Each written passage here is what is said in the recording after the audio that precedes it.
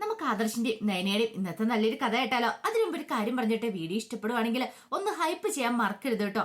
അങ്ങനെ ഇന്നത്തെ കഥയില് വസുന്ധര മുത്തശ്ശി കരഞ്ഞോണ്ട് മുറിയിലേക്ക് വരുവാണ്. ഈ സമയത്ത് മൂർത്തി മുത്തശ്ശി ചോദിച്ചു, എന്തിനാ വസുന്ധര കരയണെന്ന് ചോദിച്ചു. കരയാതെ, എന്റെ മോള് ലോക്കപ്പില്ലല്ലേ, പിന്നെ എനിക്ക് സങ്കടം വരാതിരിക്കുമോന്ന് ചോദിച്ചു. അതിനല്ലേ അവിടെ നന്ദു ഉള്ളത്, പിന്നെ നീ എന്തിനാ ഇങ്ങനെ വിഷമിക്കണേ? ദേ ആരൊക്കെ ഉണ്ടെന്ന് പറഞ്ഞാലും എനിക്കൊരു സമാധാനമില്ല. നന്ദു ഉണ്ടെന്ന് പറഞ്ഞിട്ട് വല്ല കാര്യമുണ്ടോന്ന് ചോദിച്ചു. എന്റെ മോള് ലോക്കപ്പിൽ കിടക്കുമ്പോൾ എനിക്ക് സമാധാനത്തോടെ ഇവിടെ ഇരിക്കാൻ പറ്റുമെന്ന് ചോദിച്ചു. മുത്തശ്ശൻ പറഞ്ഞു, പേടിക്കേണ്ട വസുന്ധരെ, എനിക്കറിയാം ആ CI മനഃപൂർവ്വം എന്റെ മോളെ അറസ്റ്റ് ചെയ്താന്നറിയാം. അയാളെ ഞാൻ വെറുതെ വിടുമെന്ന് കരുതുന്നുണ്ടോ? ഒരിക്കലും ഇല്ല. ഇത് മനഃപൂർവ്വം കരുതിക്കൂട്ടി ആരൊക്കെയോ ചെയ്ത പ്രവർത്തികളാ. ആദർശിനെ ഗൾഫിൽ വെച്ച് കൊടുക്കാൻ നോക്കി, ജയിലിലാക്കാൻ നോക്കി ശത്രുക്കൾ നമ്മുടെ, നടന്നില്ല. പക്ഷെ അതിന് പകരമായിട്ട് വീണ്ടും ആര് നമ്മുടെ മോളെ ആദർശിനെ കൊടുക്കാൻ നോക്കിയതാ. ഇത് കേട്ടപ്പോൾ വസുന്ധര മുത്തശ്ശി പറഞ്ഞു, എങ്ങനെയെങ്കിലും എന്റെ മോളെ രക്ഷിക്കണം എന്ന് പറഞ്ഞു. ധൈര്യമായിട്ടിരിക്കുക, നീ പേടിക്കൊന്നും വേണ്ട. ഇതങ്ങനെ ഞാൻ വെറുതെ വിടുമെന്നാണ് കരുതുന്നേ? ഒരിക്കലും ഇല്ല. ഈ രാത്രി എനിക്ക് ഉറക്കമില്ലാത്ത രാത്രിയാ. കാരണം എനിക്ക് ഉറങ്ങാൻ പറ്റില്ല. എന്റെ മോള് ലോക്കപ്പിൽ കിടക്കുമ്പോൾ എനിക്ക് ഉറങ്ങാൻ പറ്റില്ല. പക്ഷെ ഇത് ഹാരി ചെയ്താണെങ്കിലും അവരെ ഞാൻ വെറുതെ വിടാൻ പോകുന്നില്ല. ഈ മൂർത്തി ആരാന്ന് കാണിച്ചു കൊടുക്കും.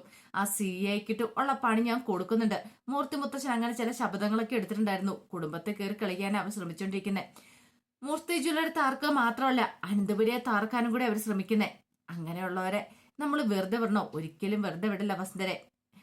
ആദർശ് ഈ വീട് വിട്ട് ഇറങ്ങിപ്പോയത് തന്നെ ശത്രുക്കളെ കണ്ടെത്തണം എന്നൊരു തീരുമാനത്തോട് കൂടിയിട്ടാണ്. എനിക്കൊരു ആത്മവിശ്വാസമൊക്കെ ഉണ്ടായിരുന്നു അവനെ കണ്ടെത്താൻ സാധിക്കും എന്നുള്ളത്.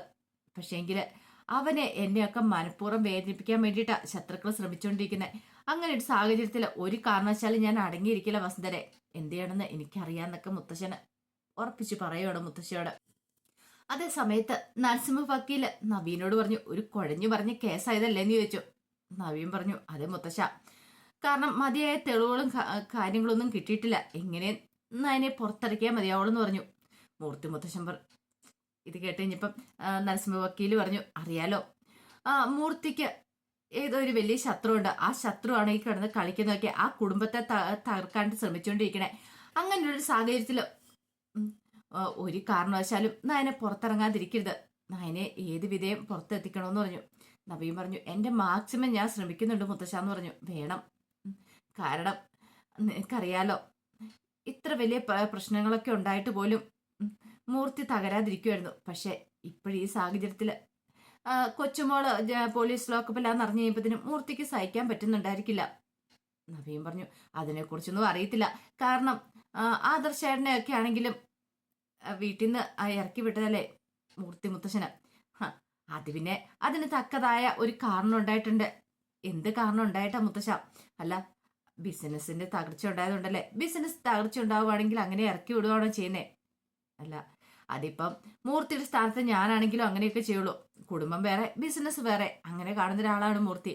പക്ഷെ ഇവിടെ മൂർത്തിയെ കുറ്റം പറയാനും പറ്റില്ല. എനിക്ക് തോന്നുന്നത് എന്താണെന്നറിയാവോ, മൂർത്തി ഒരു പരീക്ഷണം കൊടുത്താന്ന് തോന്നുന്നു കൊച്ചുമോന് വിജയിച്ച് വരാൻ വേണ്ടിയിട്ട്. മിക്കവാറും അതിനാണ് ചാൻസ്. എനിക്കറിയാവുന്ന മൂർത്തി അങ്ങനെയായിരിക്കും. അല്ലാതെ ഒരു കാരണവശാലും ആദർശനെ സ്വയം മനസ്സാലെ ഇറക്കി വിടാനൊന്നും പോകുന്നില്ല എന്ന് പറഞ്ഞു. നവീൻ പറഞ്ഞു, അതും ചിലപ്പോൾ ശരിയായിരിക്കും, ഒന്നും നമുക്ക് പറയാൻ പറ്റില്ല. പക്ഷെ ഇവിടെ എങ്ങനെയെങ്കിലും നയനേച്ചിയെ പുറത്തിറക്കിയാൽ മതിയാവുള്ളൂ. അതാണ് ഏറ്റവും വലിയ ടാസ്ക് എന്ന് പറഞ്ഞു. അപ്പോഴേക്ക് നരസിംഹ വക്കീല് പറഞ്ഞു, അതിനുവേണ്ടി എന്താന്ന് വെച്ചിട്ടുണ്ടെങ്കിൽ നീ ചെയ്യണം. നിന്നെ കൊണ്ട് പറ്റുന്ന പോലെ നിന്റെ കഴിവിന്റെ പരമാവധി നീ ശ്രമിക്കണം എന്നൊക്കെ നവീൻ ഒരു ഉപദേശം കൊടുത്തിട്ടാണ് നരസിംഹ വക്കീൽ എഴുന്നേറ്റ് പോകുന്നത്. അതേ സമയത്ത് അനി നവീനെ വിളിക്കുകയാണ്. നവീനെ വിളിച്ചിട്ട് പറഞ്ഞു, എടാ, ഇവിടെ ഞങ്ങൾക്ക് ആർക്കും ഉറക്കില്ലാതിരിക്കുക. എങ്ങനെ നാളെ കേസ് കോടതിയിൽ എത്തിക്കഴിയുമ്പോഴത്തേനും നയനേച്ചി പുറത്തിറങ്ങണമെന്ന് പറഞ്ഞു. ഇത് കേട്ടപ്പോ നവീൻ മനസ്സിൽ പറഞ്ഞു, എടാ, നീ പറയുന്നതിന് മുമ്പ് തന്നെ നന്ദു എന്നെ വിളിച്ചിട്ട് ആ കാര്യങ്ങളൊക്കെ പറഞ്ഞിട്ടുണ്ട്. പറയേണ്ടവരൊക്കെ പറഞ്ഞിട്ടുണ്ട്. ഇനിയിപ്പൊ നീ പറയേണ്ട കാര്യമില്ല. എന്താടാ നവീനെ നീ മിണ്ടാത്തെന്ന് ചോദിച്ചു. അപ്പോഴേക്കും നവീൻ പറഞ്ഞു, അത് നീ പറയേണ്ട കാര്യമൊന്നും ഇല്ലടാ, എനിക്കറിയാവുന്ന കാര്യമല്ലേ. ഇത് പറഞ്ഞോണ്ട് നീ ഇങ്ങോട്ടേക്ക് വിളിക്കേണ്ട കാര്യമൊന്നും ഇല്ലായിരുന്നു പറഞ്ഞു. അങ്ങനെ നവീൻ കോള് കട്ട് ചെയ്ത് കഴിഞ്ഞപ്പോഴത്തേനും നന്ദുവിന്റെ മെസ്സേജ് വരുന്നേ, നവീനേട്ടാ, നാളെ കോടതിയിൽ എങ്ങനെയെങ്കിലും നയനേച്ചിയെ രക്ഷിച്ചെടുക്കണം. കാരണം അതിനു വേണ്ടുന്ന എന്ത് തെളിവുകൾ വേണമെങ്കിലും ഞാനിതൊക്കെ കൊണ്ടുതരാം. എങ്ങനെയെങ്കിലും എന്റെ ചേച്ചിനൊന്ന് രക്ഷിച്ചാൽ മതിയെന്ന്. അത് കേട്ട് കഴിഞ്ഞപ്പം നവീന് ഭയങ്കര സങ്കടമായിപ്പോയി. നവീൻ തിരിച്ച് മെസ്സേജ് അയച്ചു, നന്ദു വിഷമിക്കൊന്നും വേണ്ട, എന്നെ കൊണ്ട് പറ്റാവുന്ന പോലെ ഞാൻ എൻ്റെ കഴിവിൻ്റെ പരമാവധി ശ്രമിക്കാം, നമുക്ക് നയനേച്ചിയെ പുറത്തെത്തിക്കാന്നൊക്കെ തിരിച്ച് മെസ്സേജ് അയക്കുകയാണ്. പിന്നീട് ഇങ്ങനെ ആലോചിച്ചു, നന്ദുവിന്റെ മനസ്സിലേക്ക് ഇടിച്ചു കയറാനുള്ള ഒരു അവസരമാണിത്. അങ്ങനെയാണെങ്കിൽ ഈ അവസരം മാക്സിമം വിനിയോഗിക്കണം. അവളെ സ്വന്തമാക്കാനായിട്ട് ഒരു പക്ഷേങ്കിൽ ഇതൊരു നല്ല അവസരമായിട്ടാണ് നവീന് തോന്നുന്നത്. കാരണം നയനെ പുറത്തെത്തിക്കുവാണെങ്കിൽ നന്ദുവിൻ്റെ ഒരു മതിപ്പൊക്കെ തോന്നൂല നവീനോട്. അങ്ങനെയാണെങ്കിൽ കാര്യങ്ങൾ കുറച്ചുകൂടി എളുപ്പമാവും എന്നൊക്കെ ഒരു ചിന്തയായിരുന്നു അവന്റെ മനസ്സിൽ. അങ്ങനെ കുറെ സമയം രാത്രിയായി കഴിഞ്ഞപ്പോൾ നന്ദുവിനൊന്നും ഉറക്കമില്ലായിരുന്നു. നന്ദു ഇങ്ങനെ എന്ത് ചെയ്യണമെന്ന് അറിയില്ലാതിരിക്കുക. അതുപോലെ തന്നെയായിരുന്നു ആദർശിന്റെ നയനയുടെയൊക്കെ അവസ്ഥ. നയന ലോക്കപ്പിലാണെങ്കിൽ ഇങ്ങനെ കുത്തിയിരിക്കുക. എന്ത് ചെയ്യാൻ പറ്റും? ഇന്നൊരു രാത്രി കൂടെ കഴിയണം, നാളെ പക്ഷെ പുറത്തിറങ്ങാൻ പറ്റുമോന്ന് പോലും അറിയത്തില്ല. ആ സമയത്ത് അനി നന്ദുവിനെ വിളിക്കുന്നുണ്ട്. നന്ദുവിനെ വിളിച്ചിട്ട് ചോദിച്ചു, എന്തായാലും കാര്യങ്ങളൊക്കെ? എന്താവാനായിട്ട് അനി? ഒന്നും ആയിട്ടില്ല. ഇവിടെ ഒരു CI ഉണ്ടല്ലോ, ഒരു ആദർശവാന്, അവൻ കുറച്ച് തത്വങ്ങളും പറഞ്ഞുകൊണ്ടിരിക്കുന്നുണ്ടെന്ന് പറഞ്ഞു. അല്ല, നാളെ കോടതി ഹാജരാക്കുന്ന സമയത്ത് നയനച്ചിക്ക് ജാമ്യം കിട്ടൂലോ അല്ലേ? നയനച്ചി പുറത്തെത്തിക്കാൻ പറ്റൂലോ അല്ലേ? അങ്ങനെ തന്നെയാണ് എൻ്റെ വിശ്വാസം. ഞാൻ നവീനേട്ടനെ വിളിച്ച് കാര്യങ്ങളൊക്കെ പറഞ്ഞിട്ടുണ്ടായിരുന്നു. എന്ത് ചെയ്യണമെന്ന് പോലും എനിക്കൊരു ഊഹമില്ലെന്ന് പറഞ്ഞു ആ CI. അയാള് കേസ് ഫയൽ ചെയ്തിരിക്കുന്ന ആ ഒരു രീതിയിലാണ്, ജാമ്യം പോലും കിട്ടാത്ത രീതിയിലാണ്. ഇത് വലിയ എന്തൊരു മാഫിയാന്നൊക്കെ പറഞ്ഞുകൊണ്ടാണ്. പിന്നെ ആദർശേട്ടനും കൂടെ ഇതിനകത്തേക്ക് ഒന്ന് വീഴേണ്ടതായിരുന്നു. ആദർശേട്ടനോട് കാര്യങ്ങളൊക്കെ പറഞ്ഞ് മനസ്സിലാക്കിയതുകൊണ്ടാ, അല്ലെങ്കിൽ ആദർശേട്ടൻ വന്ന് പറഞ്ഞാലും ഞാനും ആ കാറിനകത്തുണ്ടെന്നൊക്കെ. ശരിക്കും ആദർശേട്ടനെ കൂടെ കൊടുക്കാനായിട്ട് ശത്രുക്കൾ ചെയ്ത പരിപാടിയല്ലേ? നയനേച്ചി തന്നെ ഉള്ളതുകൊണ്ട് അത്രയ്ക്ക് പ്രശ്നമില്ല. കാരണം നയനേച്ചി സ്ത്രീ ആയതുകൊണ്ടും പിന്നെ നയനേച്ചി പ്രഗ്നന്റ് ആയതുകൊണ്ട് ചിലപ്പോഴെന്തെങ്കിലും ഇളവുകളും കാര്യങ്ങളും കിട്ടുമായിരിക്കും. പക്ഷെ ആദർശേട്ടനും കൂടെ ഉണ്ടായിരുന്നെങ്കിൽ കേസ് ഇങ്ങനെയൊന്നും ആയിരിക്കില്ല എന്ന് പറഞ്ഞു. അനി പറഞ്ഞു, ശത്രുക്കള് മൊത്തത്തിൽ ഇല്ലാതാക്കാനാ ശ്രമിച്ചുകൊണ്ടിരിക്കണേ. നന്ദു പറഞ്ഞു, വിഷമിക്കൊന്നും വേണ്ട നീ, നമുക്ക് നോക്കാം. നയനേച്ചിയുടെ കാര്യം ഓർക്കുമ്പോഴേ ഏറ്റവും കൂടുതൽ സങ്കടം. ഈ സമയത്ത് ഹനി പറഞ്ഞു, എന്ത് ചെയ്യാനാ, ഇവിടെ ആണെങ്കിൽ ആർക്കും ഉറക്കമൊന്നുമില്ല, എല്ലാരും വല്ലാത്തൊരു അവസ്ഥ തന്നെയാന്ന് പറഞ്ഞു. അല്ല, നയനേച്ചിക്ക് കഴിക്കാൻ വല്ലതും കൊണ്ട് കൊടുത്തായിരുന്നോ? കഴിക്കാനൊക്കെ കൊണ്ട് കൊടുത്തു, പക്ഷെ എനിക്ക് രക്ഷിക്കാൻ പറ്റില്ലോ, അതിൻ്റെതായ ഒരു വിഷമം ഉണ്ടെന്ന് പറഞ്ഞു. കാരണം SI ആയിട്ട് പോലും നയനേച്ചിക്ക് വേണ്ടി ഒന്നും ചെയ്യാൻ പറ്റുന്നില്ല. ആ CI അയാളാണെങ്കിൽ മനഃപൂർവ്വം എന്തൊക്കെയോ കരുതി കൂട്ടി ചെയ്യുന്ന പോലെ ചെയ്യുന്നേ. അനി പറഞ്ഞു, വിഷമിക്കണ്ടി, ആ CIക്കിട്ടുള്ള പണി നമുക്ക് കൊടുക്കാം. ഇതിനു മുമ്പ് ഒരുത്തനുണ്ടായിരുന്നല്ലോ, അയാൾക്കിട്ട് നമ്മൾ പണി കൊടുത്തല്ലേ, അപ്പൊ അതുപോലെ തന്നെ ഇയാൾക്കിട്ടും കൊടുക്കാം. ഇതൊക്കെ ഒന്ന് കഴിഞ്ഞോട്ടെ, നയനേച്ചി നമുക്ക് രക്ഷിച്ചെടുക്കാം, അതിനുശേഷം മതി പണി കൊടുക്കുന്നതൊക്കെ. അത് ഞാൻ തീരുമാനിച്ചു വെച്ചിരിക്കുന്ന കാര്യമെന്നൊക്കെ അനി പറഞ്ഞു. അങ്ങനെ കുറച്ച് സമയം കൂടെ സംസാരിച്ചിരുന്നതിന് ശേഷമാണ് അവർ കോള് കട്ട് ചെയ്യുന്നത്. അങ്ങനെ ഫോൺ വിളിച്ചു കഴിഞ്ഞിട്ട് നന്ദു നയനയുടെ അരിയിലേക്ക് വരുവാണ്. അപ്പോഴേക്കും നയന പറഞ്ഞു, നന്ദു നീ ഇനി പൊയ്ക്കോ, രാവിലെ വന്നാൽ മതി എന്ന് പറഞ്ഞു. വേണ്ട ചേച്ചി, ചേച്ചി ഇവിടെ കിടക്കുമ്പോൾ എനിക്ക് പോകാൻ പറ്റുമോന്ന് ചോദിച്ചു. ഇനി എന്നെ ആരും വന്ന് ഉപദ്രവിക്കാനൊന്നും പോകുന്നില്ല എന്ന് പറഞ്ഞു. നീ പേടിക്കൊന്നും വേണ്ട, എനിക്ക് വീട്ടിൽ പോകാൻ പറ്റില്ല ചേച്ചി, ചേച്ചി ഇവിടെ തനിച്ചാക്കിയിട്ട് എനിക്ക് പോകാൻ പറ്റുന്ന കാര്യമാണോ? അപ്പോഴേക്കും നയന പറഞ്ഞു, ആദർശേന്റെ കാര്യം ഓർത്തിട്ട് ശരിക്കും പറഞ്ഞിട്ടുണ്ടെങ്കിൽ ആദർശേട്ടൻ വന്നിങ്ങനെ ആദർശേട്ടനും കൂടെ കാരണത്തോ ഉണ്ടെന്നുള്ള കാര്യങ്ങളൊക്കെ പറയുമെന്ന് എനിക്ക് പേടിയുണ്ടായിരുന്നു. അപ്പോഴേക്കും നന്ദു പറഞ്ഞു, ആദർശേട്ടൻ അത് പറയാൻ വേണ്ടി വന്ന എത്രമാത്രം പറഞ്ഞിട്ടാണെന്നറിയോ ആദർശേട്ടൻ അതിനകത്തുനിന്ന് പിന്തിരിപ്പിച്ചേ, അല്ലായിരുന്നെങ്കിൽ ആദർശേട്ടനും കൂടെ പ്രതി ആയെന്ന് പറഞ്ഞു. നയന പറഞ്ഞു, മുത്തശ്ശൻ പറഞ്ഞ പോലെ ഇതിന്റെ പിന്നിലെ ശത്രുക്കള് പ്രബലരാണ്, അവരാണ് ഇതിന്റെ എല്ലാം കാരണക്കാര്. അവരെ കണ്ടെത്താൻ വേണ്ടിട്ടല്ലേ ആദർശേട്ടനും ഞാനൊക്കെ ഈ നെട്ടോട്ട് ഓടിയത്. അത് കേട്ടപ്പോൾ നന്ദു പറഞ്ഞു, സാരമില്ല നയനേച്ചി, ഇതൊക്കെ ഒരു പരീക്ഷണമാണെന്ന് കൂട്ടിയാൽ മതി, അധികം വൈകാതെ നമുക്ക് അവരെ കണ്ടെത്താൻ സാധിക്കുമെന്ന് പറഞ്ഞു. അല്ല, മുത്തശ്ശൻ അറിഞ്ഞു കാണത്തില്ലായിരിക്കും അല്ലെന്ന് ചോദിച്ചു. ഞാൻ ലോക്കപ്പിലായ കാര്യം നന്ദു പറഞ്ഞു. അറിയാതിരിക്കുവോ? പക്ഷെ അറിഞ്ഞിട്ട് ഇതുവരെയായിട്ട് ഒന്നും ചെയ്യാത്ത എന്താന്ന് എനിക്ക് മനസ്സിലാകത്തെ. സാധാരണഗതിയിൽ മുത്തശ്ശൻ ഇങ്ങനെയൊക്കെ അറിഞ്ഞു കഴിഞ്ഞിട്ടുണ്ടെങ്കിൽ എന്തിങ്ങനെയാലും പ്രതികരിക്കുന്നതല്ലേ. പക്ഷെ ഇവിടെ ഒന്നും ചെയ്തിട്ടില്ല. ഒരു പക്ഷെ നയനേച്ചിയോട് ഇനി ദേഷ്യം കാണുമോ? നയനേച്ചി ഇഷ്ടമുള്ളതല്ലേ, എന്നിട്ടും എന്താന്ന് ചോദിച്ചു. അപ്പോഴേക്കും നയന പറഞ്ഞു, മുത്തശ്ശന്റെ മനസ്സിൽ വേറെന്തെങ്കിലും കാണുമായിരിക്കും, അതുകൊണ്ടായിരിക്കും മുത്തശ്ശനൊന്നും ചെയ്യാതിരിക്കുന്നത്. സാരമില്ല, ആ കാര്യം ഒന്നും ഓർത്ത് എനിക്ക് വിഷമമൊന്നും ഇല്ലാന്ന് പറഞ്ഞു. എങ്ങനെ നാളെ ഇവിടെ നിന്ന് ഇറങ്ങണം?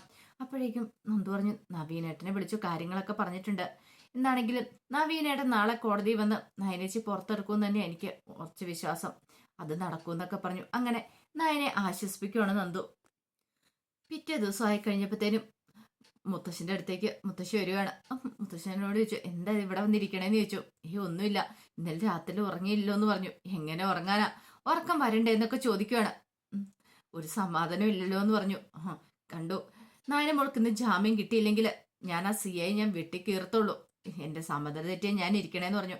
അപ്പോഴേക്കുമാണ് ദേവേനി കരഞ്ഞോണ്ട് അങ്ങോട്ട് വരുന്നത്. ദേവേനി വന്നിട്ട് പറഞ്ഞു, എന്റെ മോള് ഇന്നലെ രാത്രി മുഴുവൻ ലോക്കപ്പിലായിരുന്നു. എനിക്കൊരു സമാധാനം ഇല്ല അച്ഛാ. ഒരു കാര്യം ഞാൻ പറഞ്ഞേക്കാം, എന്റെ മോൾക്ക് ജാമ്യം കിട്ടിയില്ലെങ്കിൽ ഈ കുടുംബത്തിന് താളം തന്നെ തെറ്റും. ഇത് കേട്ട് ഞാൻ മുത്തശ്ശൻ ചോദിച്ചു, നീയാണോ താളം തെറ്റിക്കണേ? അച്ഛാ, പിന്നെ ഞാൻ ഈ വീട്ടിലുണ്ടായിരിക്കില്ല. ഞാൻ ഈ വീട്ടിൽ നിന്ന് പോകുന്നു പറഞ്ഞു. ആ, പോവണ്ടവർക്കൊക്കെ പോവാം. നിന്നെ ആരെങ്കിലും തടഞ്ഞു വെച്ചിട്ടുണ്ടോന്ന് ചോദിച്ചു. അച്ഛാ, അച്ഛൻ എന്താ ഇങ്ങനെ പറയണേ? അച്ഛൻ എന്താ ഒന്നും ചെയ്യാത്ത? നാനമോളെ പുറത്തിറക്കാനായിട്ട് എന്തെങ്കിലും ചെയ്യണ്ടെന്ന് ചോദിച്ചു. അപ്പോഴേക്കും മൂർത്തി മുത്തശ്ശൻ പറഞ്ഞു, ഇതിനു മുമ്പ് ഇതുപോലെ ഒരു ക്രിട്ടിക്കൽ സ്റ്റേജ് ഉണ്ടായിട്ടുണ്ട്. ഈ കുടുംബത്തിലുള്ള എല്ലാവരും കോടതി പോയി നിന്നിട്ടുണ്ട്. ആ സമയത്ത് നവീനാണ് വന്ന് രക്ഷപ്പെടുത്തിയെടുത്തത്. ആ നവീൻ തന്നെയാണ് ഇന്ന് കോടതി ഹാജരാകാൻ പോകുന്നതെന്ന് പറഞ്ഞു. ദേവേന് പറഞ്ഞു, അതാണ് ഒരു ഏക ആശ്വാസമുള്ളത്, നവീനാന്ന്.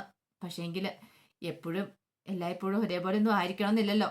ഇന്നൊരു പക്ഷേങ്കിൽ അന്നത്തെ പോലെ ആയിരിക്കണമെന്നില്ല. നയനമോക്ക് ജാമ്യം കിട്ടണമെന്ന് അറിയത്തില്ല.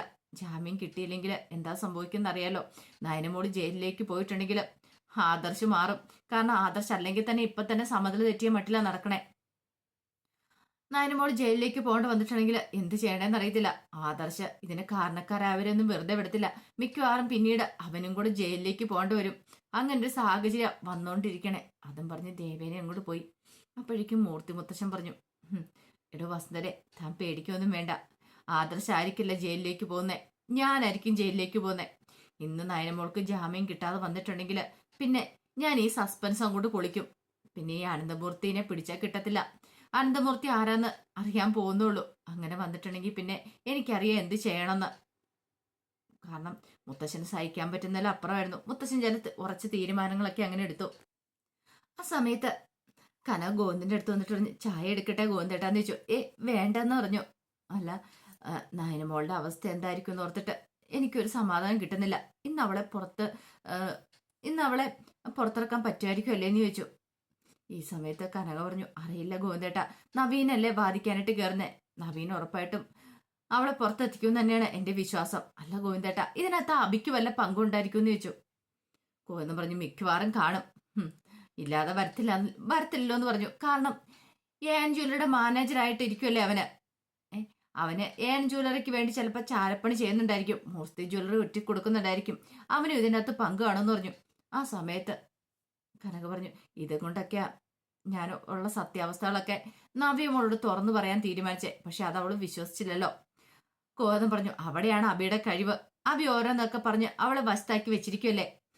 അതെല്ലാം അവള് വിശ്വസിച്ചു. നമ്മൾ പറഞ്ഞിട്ടുണ്ടെങ്കിലൊന്നും അവള് അത് കണക്കിലെടുക്കുന്നില്ലോ എന്ന് പറഞ്ഞു. കനക പറഞ്ഞു, അത് ശരിയാ, എന്റെ മോളൊന്ന് പുറത്തിറങ്ങിക്കോട്ടെ, എന്ത് ചെയ്യണമെന്ന് എനിക്കറിയാന്നൊക്കെ കനകയും പറയാണ്. ഇതേ സമയത്ത് ആദർശ് പോലീസ് സ്റ്റേഷനിലേക്ക് ചെല്ലുവാണ്. അപ്പോഴേക്കും നയനയും കൊണ്ട് കോടതിയിലേക്ക് പോകാനായിട്ട് സിയെയും നന്ദു എല്ലാവരും കൂടെ അങ്ങോട്ട് ഇറങ്ങി വരുവാണ്. അങ്ങനെ നയനയെ കണ്ടു കഴിഞ്ഞപ്പോഴത്തേനും ആദർശ് എന്നിട്ട് നയനയോട് ഇന്നലെ ഉറങ്ങിയായിരുന്നു എന്ന് ചോദിച്ചു രാത്രിയിൽ. അത് കേട്ടപ്പോൾ സിയെ പറഞ്ഞു, അവൾ ഉറങ്ങി, പക്ഷെ അവളുടെ അനുജത്തി ഉണ്ടല്ലോ ഈ നിൽക്കുന്ന നന്ദന ഉറങ്ങിയില്ല എന്ന് പറഞ്ഞു. അപ്പോഴേക്കും നന്ദു പറഞ്ഞു, സാറേ, എന്റെ ചേച്ചി ലോക്കപ്പിൽ കിടക്കുമ്പോൾ എനിക്ക് അങ്ങനെ സന്തോഷമായിട്ട് കിടന്ന് ഉറങ്ങാൻ പറ്റില്ല എന്ന് പറഞ്ഞു. ഈ സമയത്ത് ആദർശ് രൂക്ഷമായിട്ട് സിയെ നോക്കുകയാണ്. സിയെക്ക് ഒട്ടും അതങ്ങോട്ട് ഇഷ്ടപ്പെട്ടില്ല. സിയെ പറഞ്ഞു, പ്രഗ്നന്റ് ആയിട്ടിരിക്കുന്ന സമയത്ത് ഇവൾക്ക് ഇതിന്റെ വല്ല ആവശ്യം ഉണ്ടായിരുന്നോ? കള്ളക്കിടത്ത് സ്വർണം കടത്തിക്കൊണ്ട് പോവുക, അടങ്ങി ഒതുങ്ങി വല്ലയിടത്ത് ഇരിക്കുവാണെങ്കിൽ ഇപ്പൊ ലോക്കപ്പിൽ കിടക്കേണ്ട കാര്യം ഉണ്ടായിരുന്നു എന്നൊക്കെ പറഞ്ഞ് നയനെ കുറ്റപ്പെടുത്തി സംസാരിക്കുകയാണ്. അപ്പോഴേക്കും ആദർശമാണ്, സാറേ, എന്റെ ഭാര്യ ഒരു തെറ്റും ചെയ്തിട്ടില്ല, അതെനിക്ക് ഉറപ്പായിട്ടുള്ള കാര്യമെന്ന് പറഞ്ഞു. പിന്നെ നിന്റെ ഭാര്യ തെറ്റ് ചെയ്തിട്ടില്ല പോലും, നീ കൂടുതലൊന്നും പറയണ്ടെന്ന് പറഞ്ഞു. അല്ല, ലോക്കപ്പിലേക്ക് അല്ല, നീ പോലീസ് സ്റ്റേഷനിലേക്ക് എന്തിനാ വന്നേ? അതിന്റെ ആവശ്യമില്ലായിരുന്നല്ലോ, കോടതിയിലേക്ക് വന്നാ പോരായിരുന്നോ? ഓ, നീ വലിയ അനന്തമൂർത്തിയുടെ കൊച്ചുമോനാണല്ലോ അല്ലേ, അതുകൊണ്ട് വന്നതായിരിക്കും അല്ലേ? എടാ, നീ നല്ലതായതുകൊണ്ടാണല്ലോ നിന്നെ അവിടെ നിന്ന് അടിച്ചു പുറത്താക്കിയത്. നീ വലിയ MD സ്ഥാനത്തായിരുന്നല്ലോ, എന്നിട്ട് എന്ത് പറ്റി? അനന്തമൂർത്തി തന്നെ നിന്നെ അടിച്ചു പുറത്താക്കാൻ കാരണം? ഒടുവില് ഇപ്പൊ കള്ളക്കടത്ത് സ്വർണത്തിന്റെ പേര് നിന്റെ ഭാര്യയും പിടികൂടി. അധികം വൈകാതെ തന്നെ നിന്നെയും പിടികൂടൂടാ. ഇവൾക്ക് ജാമ്യമൊന്നും കിട്ടാൻ പോകുന്നില്ല. കാരണം അതുപോലത്തെ ഉള്ള പ്രവൃത്തിയല്ലേ ഇവള് ചെയ്തു വെച്ചിരിക്കുന്നേ. ഇവളെ ഇനിയിപ്പൊ റിമാൻഡ് ചെയ്യാനേ പോകുന്നുള്ളൂ. അത് കേട്ട് ഇപ്പൊ ആദർശിന് ദേഷ്യം വന്നു. ആദർശ് പറഞ്ഞു, സാറേ, ഒരു കാര്യം ഞാൻ പറഞ്ഞേക്കാം, വേണ്ടാത്ത വർത്താനൊന്നും പറയണ്ടെന്ന് പറഞ്ഞു. അപ്പോഴേക്ക് CI പറഞ്ഞു, പറഞ്ഞാ നീ എന്ത് ചെയ്യൂടാ? നിന്റെ കയ്യിലിരിപ്പൊക്കെ അതങ്ങോട്ട് മനസ്സിൽ വെച്ചാൽ മതി കേട്ടോ. ഒരു കാരണവശാലും ഇതുപോലത്തെ ഉള്ള വാക്കും പറഞ്ഞുകൊണ്ട് ഇങ്ങോട്ട് വന്നിട്ടുണ്ടെങ്കിൽ നിന്നെയും പിടിച്ചാൽ അകത്തിടും എന്നൊക്കെ പറഞ്ഞ് പേടിപ്പിക്കണം. അപ്പോഴേക്കും നന്ദു പറഞ്ഞു, എന്തിനാ സാറേ ഇങ്ങനെയൊക്കെ പറയണേ? അവന്റെ ആവശ്യമുണ്ടോ? ഉം. വെറുതെ ഒരു സീൻ ക്രിയേറ്റ് ചെയ്യേണ്ട കാര്യമുണ്ടോ? ഉം. അത് കേട്ടപ്പോ സിഐ പറഞ്ഞു, എങ്കിലും ഇവനോട് പോകാൻ പറ. അവൻ വന്നിരിക്കുന്നൊക്കെ പറഞ്ഞു. ആദർശം സങ്കടവും ദേഷ്യവും ഉണ്ടായി. ഇവരുടെ ഒരു പണി കൊടുക്കണം, പക്ഷെ ഇപ്പോഴൊന്നും പറ്റില്ലല്ലോ. നായനെ ഒന്ന് പുറത്തിറങ്ങിക്കോട്ടെ എന്നൊക്കെ ആദർശം വിചാരിക്കണം. അങ്ങനെ ഒടുവില് നായനെ പോലീസ് ജീപ്പിൽ കയറ്റി കോടതിയിലേക്ക് കൊണ്ടുപോകുമ്പോൾ ആദർശം ഇങ്ങനെ അത് നോക്കി ഇങ്ങനെ നിൽക്കുകയാണ്. അപ്പൊ അതിന്റെ വിശേഷങ്ങളൊക്കെ എന്ന് കാണുന്നത്. ഇതിന്റെ ബാക്കി വിശേഷങ്ങളുമായിട്ട് വൈകുന്നേരത്തെ പ്രമോയി വരാട്ടോ. അതിനു മുമ്പ് ഒരു കാര്യം പറഞ്ഞിട്ട്, ആദ്യമായി കാണുന്നവരാണെങ്കിൽ ചാനൽ ഇഷ്ടപ്പെട്ടാൽ ഒന്ന് സബ്സ്ക്രൈബ് ചെയ്യാൻ മറക്കരുതേ. വീഡിയോ ഇഷ്ടപ്പെടുവാണെന്ന് ലൈക്ക് ചെയ്യാനും കൂടെ മറക്കരുത് കേട്ടോ. ഒരിക്കൽ കൂടി എല്ലാവർക്കും ശുഭദിനം നേർന്നുകൊണ്ട് നിർത്തുന്നു.